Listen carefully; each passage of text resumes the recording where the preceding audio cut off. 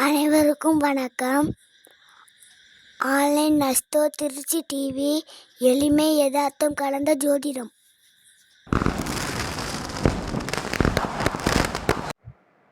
வணக்கம் நண்பர்களே. ஏற்கனவே நம்மளுடைய சேனல்ல பார்த்தீங்கன்னா, இப்போ அரசியல் பரபரப்பு உள்ள ஒரு 2 வீடியோக்களை போட்டோம். ஒன்று பார்த்தீங்கன்னா 2026 தமிழ்நாட்டின் முதலமைச்சர் இவர் தான் அப்படின்னு சொல்லியிருக்கோம். அந்த வீடியோ பார்க்காதவங்களுக்கு நம்மளுடைய இந்த சேனல்லையே அதற்கான லிங்கை நான் தரேன். அதுக்கப்புறம் நம்ம அதுக்கு அடுத்து ஒரு வீடியோ போட்டிருக்கோம். 2026 தமிழ்நாடு முதலமைச்சரா திரு எடப்பாடி கே பழனிசாமி ஐயா அவர்கள் அந்த பதவியில் அவர் இருப்பாரா அப்படின்னு சொல்லி. இன்னொரு விஷயம் பார்த்தீங்கன்னா, 3வது ஒரு தலைவரை பத்தி நம்ம தனித்தனியா ஒரு வீடியோ போடணும். நான் ஏற்கனவே இந்த முதல் வீடியோல சொன்னதான் திரு நடிகர் இளைய தளபதி விஜய் அவர்களுடைய எதிர்காலம் எப்படி இருக்கும் அதுதான் இந்த வீடியோல பாக்குறோம். அவர் அரசியலுக்கு வருவாரா, வந்தாச்சு, ஆட்சியை பிடிப்பாரா, முதலமைச்சர் ஆவாரா, எதிர்கட்சி தலைவர் ஆவாரா, எம்பி ஆவாரா, எம்எல்ஏ ஆவாரா, அந்த மாதிரி விஷயங்கள தான் நம்ம இந்த வீடியோல பேச போறோம். மெயினா விஜயின் எதிர்காலம் எப்படி இருக்கும், இதுதான் நம்ம வீடியோவுடைய தலைப்பு. வணக்கம், நான் உங்கள் ஜோதிடர் ரவிச்சந்திரன், திருச்சி மேட்டுப்பாளையத்திலிருந்து. தினசரி பயனுள்ள ஒரு வீடியோக்களை நம்முடைய ஆன்லைன் அஸ்ட்ரோ திருச்சி டிவி மிகவும் எளிமை யதார்த்தம் கலந்த ஜோதிட முறையில் உங்களுக்கு கொடுத்து கொண்டு வருகிறது. நம்மகிட்ட ஆன்லைன்ல ஜாதகம் பார்க்கணும்னு நினைக்கிறவங்க 1010 ரூபாய் கட்டணத்திலும், வெளிநாட்டை சார்ந்தவர்கள் 3030 ரூபாய் கட்டணத்திலும் நம்மகிட்ட ஜாதகம் பார்த்துக்கலாம். அதே போல நம்மளுடைய ஆன்லைன் அஸ்ட்ரோ திருச்சி டிவி முதல் முறையை பார்க்குறவங்க சப்ஸ்கிரைப் பண்ணிக்கோங்க. பக்கத்தில் இருக்கிற பெல் பட்டனை கிளிக் பண்ணுங்க. ஹைப்னு ஒரு பட்டன் இருக்கும், அதையும் நீங்க ப்ரெஸ் பண்ணிக்கோங்க. சரி, நான் ஏற்கனவே எல்லா வீடியோக்கள்லையுமே சொன்ன ஒரு விஷயத்தை இங்கே சொல்றேன். ஒரு விஷயத்தை நாம் அனுபவிக்கணும் அப்படின்னா அந்த அனுபவிக்கக்கூடிய அந்த விஷயங்களுக்கு, இப்போ உதாரணத்துக்கு ஒருத்தர் மருத்துவர் ஆகணும்னா அவருடைய ஜாதகத்துல செவ்வாய் வலிமையாக இருக்கணும், லக்னமும் லக்னாதிபதியும் வலிமையா இருக்கணும். ஒருத்தர் பாத்தீங்கன்னா பல் டாக்டர் ஆகணும் அப்படின்னா சனி பகவான் வலிமையா இருக்கணும், லக்னம் லக்னாதிபதி வலிமையா இருக்கணும்.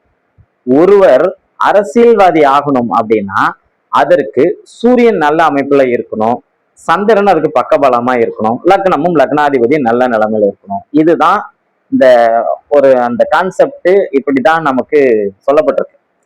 இப்போ நம்ம பாத்தீங்கன்னா முதலமைச்சர் இதுவரைக்கும் ஆண்ட முதலமைச்சர் ஆகட்டும், தற்சமயம் ஆண்டு கொண்டு இருக்கக்கூடிய முதலமைச்சர் ஆகட்டும், நாளை ஆள போகக்கூடிய முதலமைச்சர் ஆகட்டும், யாராக வேணுமாலும் இருக்கட்டும். அது தமிழ்நாடு மட்டும் கிடையாது, கேரளா, ஆந்திரா, கர்நாடகம், மற்ற மாநில முதலமைச்சர்களும் கூட இதை நீங்க வச்சுக்கலாம். மக்கள் செல்வாக்குன்னு சொல்லக்கூடிய பாவம் 5ஆம் பாவம், ராஜ்யஸ்தானம் 10ஆம் பாவம்.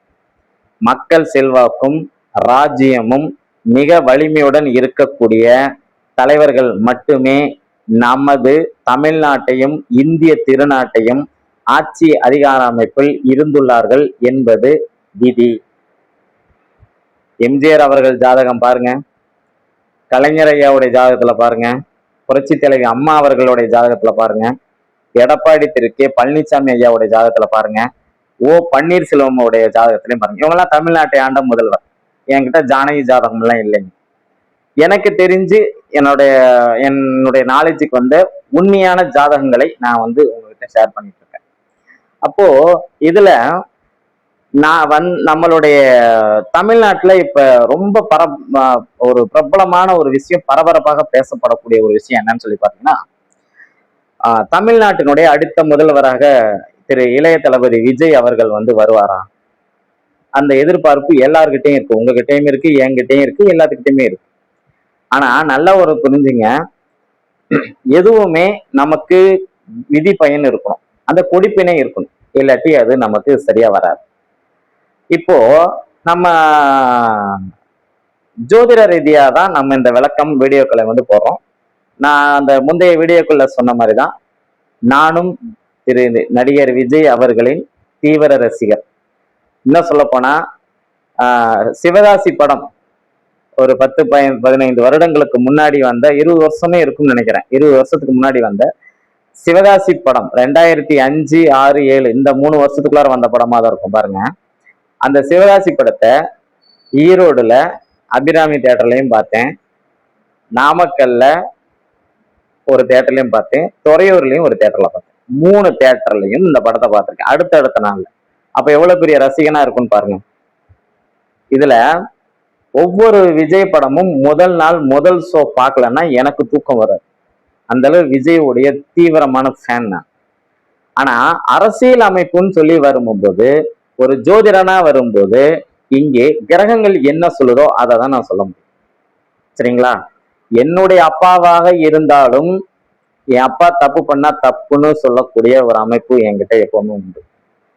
சரி, அந்த வகையில திரு இளைய தளபதி விஜய் அவர்களின் ஜாதகம் இப்பொழுது உங்களுடைய பார்வையில் இப்ப திரையில உங்களுக்கு தெரியும். ஐயாவுடைய ஜாதகம் கடக லக்னம். ஐயான்னு கூட சொல்ல வேணாம், எனக்கு அண்ணன் தான். சரிங்களா? இதுல என்னன்னா, இதா எனக்கு விஜய் அண்ணனுக்கு இருக்கிற ஒரு ஒரு விஷயத்தையும் உங்களை ஷேர் பண்றேன். 9th நான் படிக்கும்போது பூவே உனக்காக படம் வந்துச்சு. அதாவது வருஷம் 95, 96. அப்போ வந்து பாத்தீங்கன்னா நான் விஜய் படத்தை பார்த்துட்டு, ஏன்னா அந்த வயசு எனக்கு ரொம்ப கம்மியான ஒரு வயசு, 15 வயசுல இருந்து 17 வயசு. அப்ப வந்து பார்த்துட்டு நான் விஜய் அண்ணாவுக்கு லெட்டர் எழுதுறேன். ஆனா அது மாதிரி உங்க படம் ரொம்ப நல்லா இருக்குண்ணா, சூப்பரா இருக்கு, அழகா நடிச்சிருக்கீங்க, உங்களுடைய நடிப்பெல்லாம் எனக்கு ரொம்ப பிடிக்கும், இனிமேல் நீங்க எல்லா படமும் கொஞ்சம் ஹோம்லியா நடிக்கணும் அப்படிங்கிற மாதிரி நான் ஒரு லெட்டர் எழுதினேன். அந்த லெட்டரை பார்த்துட்டு திரு விஜய் அண்ணா அவர்கள் வந்து அவருடைய போட்டோ, அவருடைய கையெழுத்தோட போட்டோ வந்து என்கிட்ட இருந்துச்சு. அது மாதிரி எனக்கு வந்தது மொத்தம் 3 பேர்கிட்ட இருந்து அது மாதிரி எனக்கு வந்துச்சு. அதுல ஒண்ணு நம்மளுடைய விஜய் அண்ணா கிட்ட இருந்து வந்துச்சு, இன்னொரு நம்ம சினேகா அக்கா கிட்ட இருந்து வந்துச்சு, அதுக்கப்புறம் இப்ப நம்ம தோலா பையா படம் நடிச்சா பாத்தீங்களா கார்த்தி, அவர்கிட்ட இருந்து வந்துச்சு. இந்த 3 பேர்கிட்ட இருந்து வந்துச்சு. ஓகேங்களா? நான் எழுதி போட்டதுனால அவங்க வந்து எனக்கு வந்து கொடுத்தாங்க அப்படிங்கிற ஒரு அமைப்பு இருந்துச்சு. அப்போ அந்த அளவுக்கு நான் வந்து ஒரு தீவிர ஃபேனா இருந்திருக்கேன், அவருடைய ரசிகரா. சரி, அவருடைய ஜாதகம் வந்து எந்த அளவு சொல்றது அப்படிங்கறது பாக்குறதுக்கு முன்னாடி, நான் 2026 தமிழ்நாட்டின் அடுத்த முதலமைச்சர் யார் அப்படின்னு ஒரு வீடியோ போட்டிருக்கேன். அந்த வீடியோ கீழே கமெண்ட்ஸ்ல ஒருத்தர் போட்டிருந்தாரு ஒரு கமெண்ட், இவன் பக்கா டிஎம்கே காரன், இவன் வீடியோ பார்க்காதீங்க, எங்கள் விஜய் அண்ணா நிச்சயமாக ஜெயிப்பா, டிஎம்கே தான் ஆட்சிக்கு வரும்ட்டு இவன் பெட்டி பெட்டியா டிஎம்கே கிட்ட பணம் வாங்கிட்டான் அப்படின்னு. சார், உண்மையாலுமே சார் நீங்க சொல்ற மாதிரி பணம் எல்லாம் கொடுத்தா கண்டிப்பா நான் வாங்கிக்குவேன் சார், வேணாம்லாம் சொல்ல மாட்டேன். ஆனா நாங்க பார்க்கக்கூடிய தொழில் வந்து சார் நல்ல தெளிவா தெரிஞ்சுக்குங்க, புதனுடைய தொழில், பத்திரிகை சுதந்திரம், டெக்னாலஜி, தகவல் தொடர்பு. நான் என்ன பொறுத்த வரைக்கும் நான் யாரு சைடுமே இறங்கவே மாட்டேன். ஒரே ஒரு சின்ன விஷயம், இந்த யூடியூப் ஆரம்பிச்சு எனக்கு அதை எப்படின்னு பண்ண முடியாத ஒரு காலத்துல ஃபேஸ்புக்ல நான் அக்கௌண்ட் வச்சிருந்தேன். ஃபேஸ்புக்ல கட்டுரை எழுதுவேன், அதை பார்த்துட்டு நிறைய கிளைண்ட் வந்து என்கிட்ட ஜாதகம் பார்ப்பாங்க, அவங்க இன்னமும் எனக்கு கிளைண்டா இருக்காங்க. அதுல மாண்புமிகு புரட்சி தலைவி அம்மா அவர்கள் வந்து அப்போலோ ஹாஸ்பிட்டல்ல சிகிச்சை பெற்றிருக்கும் போது அவங்களுக்கு அந்த குருமகாதேசில குரு புத்தி நடக்கும் போது அவங்க உடல்நிலை பாதிப்படைஞ்சு அவங்க திருப்பியே வரமாட்டாங்கன்னு சொல்லி நான் எழுதுனேன். அந்த கட்டுரைக்கு கீழே எத்தனை ஏடிஎம்கே காரங்க என்னை அவ்வளவு திட்டுனாங்க தெரியுங்களா? அதுல 100ல ஒரு 2% ஒரு திட்டு வந்து பாத்தீங்கன்னா இந்த வீடியோ போட்டு நான் வாங்கியிருக்கேன். அப்புறம் தான் வேற வழி இல்லாம கமெண்ட்ஸ் எல்லாம் ஆஃப் பண்ணிட்டேன். அதுலயும் நிறைய பேர் போன் பண்ணி எல்லாம் பேசியிருக்கேங்க. சார், இந்த வீடியோல எல்லா இடத்துலயும் நான் சொல்லக்கூடியது ஒரு விஷயம் தான், எனக்கு ராமே ஆண்டாலும் கவலை இல்லை, ராவணே ஆண்டாலும் கவலை இல்லை, எனக்கு நல்லவன் ஆண்டாலும் கவலை இல்லை, யார் ஆண்டாலும் எனக்கு அதை பத்தி கவலை இல்லை. நான் உழைச்சாதான் எனக்கு சாப்பாடு, என் ஒய்ஃபு என்னுடைய குழந்தைங்களை பார்த்துக்க முடியும். நல்லா புரிஞ்சுங்க, இது ஜோதிடத்தின் அடிப்படையில் மட்டுமே முழுக்க முழுக்க கூறப்படக்கூடிய ஒரு விஷயம். யார் ஆட்சி பண்ணாலும் யார் ஆட்சியில் இல்லைனாலும் அதை பத்தி எனக்கு எந்த அக்கறையும் கிடையாது. சரிங்களா? இப்போ விஜய் அண்ணாவுடைய ஜாதகத்தை இங்க நான் போடுறேன் பாருங்க, திரையில உங்களுக்கு தெரியும். அவருடைய date of birth, time of birth, place of birth இதெல்லாம் உங்களுக்கு நான் கொடுக்கல, முடிஞ்சா நீங்களே தாராளமாக கண்டுபிடிச்சிக்கலாம். இது ஒன்றும் அவ்வளவு பெரிய கஷ்டமான ஒரு விஷயம்லாம் கிடையாது. பாருங்க, அன்னை வந்து கடக லக்னத்துல பிறந்திருக்கிறாரு, கடக ராசி. அதே மாதிரி அவருடைய நட்சத்திரம் வந்து பாத்தீங்கன்னா புனர்பூச நட்சத்திரம் 4ஆம் பாதத்துல பிறந்திருக்கிறார் அப்படின்னு அர்த்தம். சரி, ஒரே ஒரு நிமிஷம் இருந்துருங்க. என்ன காரணம் அப்படின்னா, எதையுமே ஒரு குத்து மதிப்பா சொல்லக்கூடாது. ஏன்னா சந்திரன் 4 டிகிரிக்கு போயிடுச்சு. இங்க புனர்பூசம் முடிஞ்சு பூச நட்சத்திரத்துக்கு வந்தாச்சு. அப்போ விஜய் அண்ணாவுடைய நட்சத்திரம் வந்து பூச நட்சத்திரம் 1ஆம் பாதம் கடக லக்னத்துல அவர் பிறந்திருக்கிறார். சரி, இதுல அவருடைய லக்ன புள்ளி வந்து பாத்தீங்கன்னா ஆயில்யம். கடக லக்னம் இல்லையா, 27 டிகிரியில லக்னம் இருக்கு. அப்போ இந்த 27 டிகிரியில வந்து லக்னம் இருக்கும்போது ஆயில்யம். சார் நல்லா புரிஞ்சுங்க, நம்மளுடைய வாழ்க்கையை முடிவு செய்யக்கூடிய விஷயங்கள் பூரா நம்மளுடைய லக்ன புள்ளியை சொல்லும். நான் இந்த லக்ன புள்ளியை பத்தி மற்ற சேனல்ல பேசிதான் பிரபலமானேன். அது எங்க எல்லாருக்குமே நல்லா தெரியும். என்னுடைய வீடியோ பார்க்கறவங்க, என்னுடைய ஃபாலோயர்ஸ் எல்லாருக்குமே தெரியும். இந்த லக்ன புள்ளி புதனுடைய அமைப்பாக வரும்போது நல்லா கவனிச்சுங்க. புதன் வந்து தகவல் தொடர்பு, டெக்னாலஜி, சரிங்களா, சினிமா சம்பந்தப்பட்ட ஒரு விஷயம். புதன்னா வாய்ஸ், காலபுருஷனுக்கு 3வது இடம் சொல்லக்கூடிய இடம் வந்து பாத்தீங்கன்னா இந்த தொண்டை. அப்ப அது சம்பந்தப்பட்ட ஒரு அமைப்பு, இதெல்லாம் குறிக்கக்கூடியது. பத்திரப்பதிவு, டாக்குமெண்டேஷன், ஓகேங்களா. இங்க கம்யூனிகேஷன் சார்ந்த அத்தனை விஷயம் புதன் தான். சினிமா துறை ஒரு காலத்துல சுக்கிரன், இப்போ புதன் தான், ஓகேங்களா. ஏன்னா என்ன அமைப்பு அப்படின்னு சொல்லி பாத்தீங்கன்னா புதன் தான் நடிப்புக்கான கிரகம், விஷுவல் கம்யூனிகேஷன் சார்ந்த ஒரு அமைப்பு. இந்த விஷுவலேஷன் பூராமே இன்னைக்கு நம்ம பார்க்கக்கூடிய, ஏன்னா இன்னைக்கு எந்த ஒரு தியேட்டர்லயுமே முன்னாடி மாதிரி ஆப்ரேட்டர் வந்து பிலிமை எடுத்துட்டு போய் இப்படி ரோலிங் பண்ணி மேல மாட்டி கீழே இருக்கிற சக்கரத்துல மாட்டி கார்பன் பத்த வச்சுலாம் இப்ப மூவிங் எந்த தியேட்டர்லயும் கிடையாது. அப்படி இருக்கிற மாதிரி இருந்துதான் சினிமா சுக்கரன். ஆனா இன்னைக்கு சினிமா எப்படி இருக்கு, ஒரு சின்ன சிப்புக்குள்ளார டால்பி சிஸ்டம் வச்சிருக்காங்க, கியூப் சிஸ்டம் வச்சிருக்காங்க, ஓகேங்களா. அந்த மாதிரி சிஸ்டம் வச்சுட்டு கம்ப்யூட்டர் ஆன் பண்ணி விட்டா இன்டர்வெல் வரைக்கும் படம் ஓடிட்டு இருக்குது. டெக்னாலஜி, இந்த டெக்னாலஜி புறம் புதன். அப்போ இவருக்கு லக்ன புள்ளி வந்து ஆயிலிய நட்சத்திரத்துல இருக்கிறனால இவர் டெக்னாலஜி, டெக்னிக்கல் சார்ந்த ஒரு துறையில இவர் நிச்சயமாக இருப்பார். புதன்னா காதல், இதெல்லாமே இவருக்கு அடிப்படையில் இருக்கும் அப்படின்னு. நீங்க பாருங்க, திரு விஜய் அண்ணாவுடைய ஜாதகத்துல பாத்தீங்கன்னா எல்லாமே பாத்தீங்கன்னா அந்த புதனுடைய அந்த இதுலயே தான் அமைஞ்சிருக்கும். சரி, நல்லா கவனிச்சு பாத்தீங்கன்னா தெரியும். புதன் அப்படின்னா காதல் திருமணம் சொல்லியிருக்கேன். காதல் திருமணம். விஜய் அண்ணாவோட அப்பா அம்மா லவ் மேரேஜ் ஃபர்ஸ்ட். 2வது புதன்னா கணக்கு, கம்யூனிகேஷன் சொல்லியிருக்கேன். அண்ணன் படிச்சது விஷுவல் கம்யூனிகேஷன், நம்ம எல்லாருக்குமே தெரியும். அதுக்கப்புறம் பாத்தீங்க அப்படின்னா இந்த புதனுடைய அமைப்பு அப்படின்னா இந்த சினிமா சார்ந்த ஒரு விஷயம். அப்ப இந்த சினிமா சார்ந்த ஒரு விஷயத்துல இன்ட்ரெஸ்ட் ஆகி அவர் உள்ள வர்றதுக்கு காரணம் என்னன்னா இவருடைய ஜாதகத்துல புதனோட சூரியன், அப்பாக்கான காரக கிரகம் சூரியன், அவங்களுடைய தொடர்புல இருக்கிறதுனால இவங்க சினிமா சார்ந்த துறைக்கு வந்துட்டாங்க. 2வது இந்த லக்னத்துக்கு 9ஆம் அதிபதியோடைய பார்வையிலையுமே அந்த புதனுடைய அமைப்பு வந்துருச்சு அப்படிங்கிற ஒரு விஷயம் ஒரு பக்கம். சரி, இது ஒரு அமைப்பு இருக்கட்டும். இன்னொரு அமைப்பு என்னன்னு சொல்லி பாத்தீங்க அப்படின்னா இவரும் பின்னாடி காதல் திருமணம் தான் செய்யறார். எப்படி, இங்கிலாந்தில் பெண் இருந்தால் இன்டர்நெட்டில் நியூஸ் அனுப்பி ஈச்சங்காட்டுக்கு வரவழைப்போம், நாங்கள் பேட் பாய்ஸ் தான் அப்படின்னு நிலாவே வா படத்துல 1997 வருஷம் வந்த படம். இவ்வளவு அக்யூரேட்டா சொல்றேன் சார். அப்ப நான் எவ்வளவு பெரிய ரசிகனா இருந்திருப்பேன் நினைச்சு பாருங்க. அந்த படத்துல அவர் எழுதி அனுப்புனாரு. இதெல்லாம் அவருடைய வாழ்க்கையில நடந்ததுனாலதான் அவர் அந்த மாதிரி அவரோட அவருக்கு அந்த மேட்சிங்காவே அந்த லைன் வந்துச்சு. ஓகே, இது ஒரு பக்கம் இருக்கட்டும். அப்போ அந்த புதனை வந்து குரு பார்த்திருக்கிறார். சரி, அதை நம்ம விரிவா வந்து பார்ப்போம். இந்த லக்ன புள்ளி வந்து பாத்தீங்கன்னா இதை சார்ந்த ஒரு அமைப்பிலே வந்துச்சு. ஆனா நல்லா கவனிச்சுங்க, அரசியல் சார்ந்த எந்த ஒரு விஷயத்துக்கும் புதன் காரகம் கிரகம் கிடையாது. அவர் மந்திரியா இருப்பார், ஓகேங்களா. அதுலயும் சாதுரியமான புத்திசாலித்தனமான மந்திரியா தான் அவர் இருப்பார். சரி, லக்ன புள்ளியை பார்த்துட்டோம். லக்னத்தினுடைய அதிபதி பாருங்க சந்திரன் ஆட்சி பெற்று இருக்கிறார். ஆனா இங்க ஒரு விஷயத்தை கவனிக்கணும். சந்திரன் வந்து பாத்தீங்கன்னா இங்க வளர்பிறையில 3வது தேதியில தான் இருக்கிறாரு. அவர் ஒன்றும் பெருசா அவருக்கு ஒளி எல்லாம் கிடையாது. லக்னமும் லக்னாதிபதியும் பாத்தீங்கன்னா லக்னத்திலேயே வந்து பாத்தீங்கன்னா செவ்வாயின் இருப்பு, லக்னாதிபதி அதே வீட்டுல ஆட்சி, 7ஆம் அதிபதியுடைய சாரம், 7, 8ஆம் அதிபதியுடைய சாரத்துலதான் இங்கே இவருக்கு ஒரு லக்னாதிபதியான சந்திரன் அமர்ந்திருக்கிறார். நல்லா கவனிச்சுங்க, லக்னாதிபதியான சந்திரன் இவருக்கு 7ஆம் அதிபதி சாரத்திலும் 8ஆம் அதிபதி சாரத்துலதான் இருக்கிறாரு.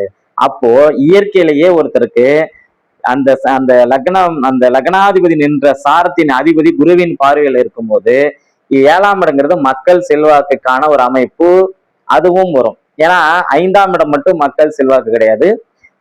7ஆம் இடம் வந்து வாடிக்கையாளர். இப்போ நம்ம ஒரு படம் நடிக்கிறார் அப்படின்னா நம்ம அதுதானே ரசிகர்னு இன்னைக்கு சொல்றோம், வாடிக்கையாளர் தான் நீங்க ரசிகரா சொல்றோம். அந்த மாதிரி அமைப்புவால இவரு லைஃப்ல பெரிய ஆளா வரணும் அப்படிங்கிறது ஒரு விஷயம். சரி, இந்த லக்னாதிபதி சந்திரனோடவே செவ்வாயும் இருக்கிறார். இந்த லக்னத்துக்கு ராஜயோகாதிபதி, ரைட்டு. இங்க செவ்வாய் நல்லா இருக்கிறாரு, பட் சந்திரன் நல்லா இல்லையே. அப்ப லக்னாதிபதி வலிமையாக இருந்தால் தானே எதையும் நீங்க அனுபவிக்க முடியும். சரி, இதை ஒரு பக்கம் நீங்க வச்சுக்கோங்க. என்ன காரணம் அப்படின்னு சொல்லி பாத்தீங்கன்னா, எதையுமே பாத்தீங்கன்னா நம்ம ஒரு ஜோதிடம் ரீதியா பார்க்கும்போது ரொம்ப சென்சிட்டிவா பார்க்கணும். சரி, நல்லா கவனிங்க. இங்கே சந்திரன் சொந்த வீட்டுல ஆட்சியாக இருந்தாலும் செவ்வாயுடன் 10 டிகிரி இணைவில் இருப்பது எதையும் இவர் அனுபவிப்பாரு. ஆனா அது பெரிய அளவில் இவரால் அதை அனுபவித்து முன்னாடி கொண்டு வந்து நிப்பாட்ட முடியாது அப்படிங்கிற ஒரு விஷயம் இங்க இருக்கு.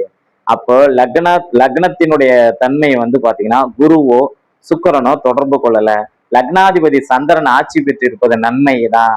இருந்தாலும் அவரோடவே செவ்வாய் இருப்பது லக்னாதிபதியின் குணத்தை குறைக்கும். அதனாலதான் ஒரு கோபக்காரரா இருக்கிறார். இவர் பேசும்போது, மேடையில பேசும்போது எப்படி பேசுறாரு பாருங்க.